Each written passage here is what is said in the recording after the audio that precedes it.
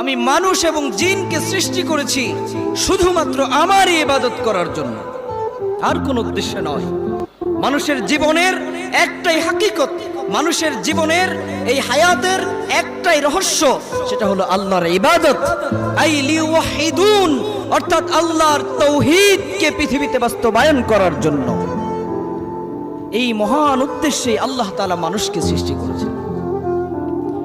পৃথিবীতে যত নবী রাসূল আগমন করেছেন, সমস্ত নবী রাসূলের মূল মিশন ছিল তাওহীদ ভোলা মানুষকে তাওহীদের কথা স্মরণ করিয়ে দেওয়া, মানুষকে শিরকের পঙ্কিলতা থেকে, শিরকের নর্দমা থেকে, কুফুরের ডাস্টবিন থেকে উদ্ধার করে মানুষকে তাওহীদের, ঈমানের নির্মল ঝর্ণা ধারায় স্নাত করানোই ছিল নবী রাসূলদের উদ্দেশ্য।